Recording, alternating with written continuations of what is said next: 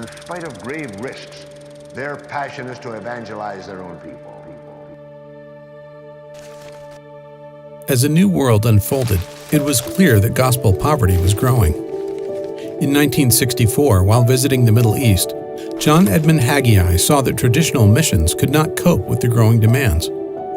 During that same time, the Vietnam War escalated as 3,500 U.S. Marines were dispatched to fight a ground war. And just 1 year later, in China, Mao Zedong launched the Cultural Revolution.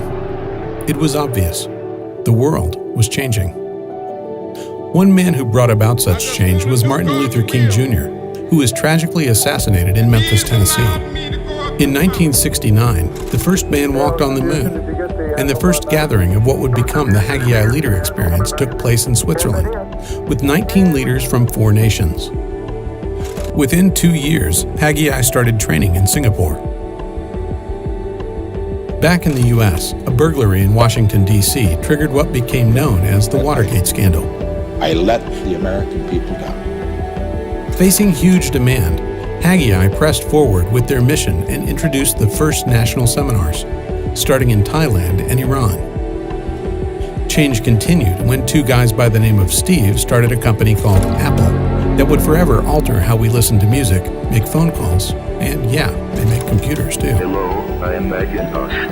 As the world progressed, Haggai recognized women in leadership with the first Haggai Women's Leader Experience. And while Haggai was moving forward in advancing the gospel, Ayatollah Khomeini returned from exile to start the Iranian Revolution. With Islamic extremism on the rise, Haggai did not sit back and watch gospel poverty grow, but instead started high-security seminars in the heart of the Middle East.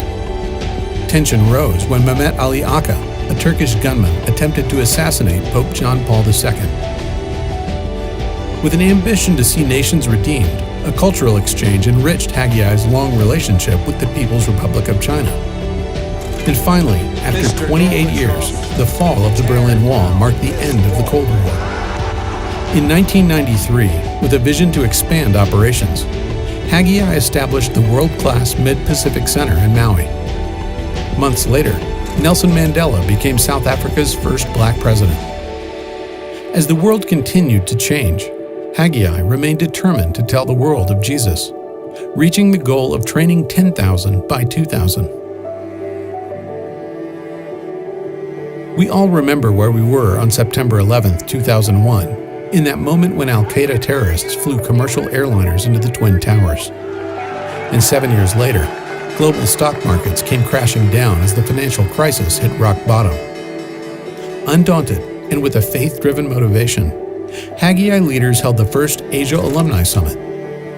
God was indeed moving through these incredible leaders, and surveys revealed that Haggai Leader Experience was boosting the number of times that leaders shared the gospel by 130%. With the foresight to continue growing, Haggai established the global online community, Haggai Connect, to provide ongoing equipping to these leaders who God is using to transform lives. We are more focused than ever. Today, 2.1 billion people have not heard the gospel, and together, with you, we are on a mission to change that.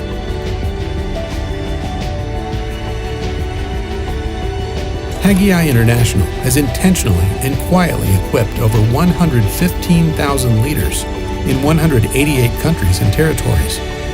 Standing on the shoulders of the giants who built this ministry, we are unwavering in our work to catalyze strategically positioned leaders who will advance the gospel. We believe that all stakeholders in this global community are life-giving partners on a mission to end gospel poverty. Will you join us?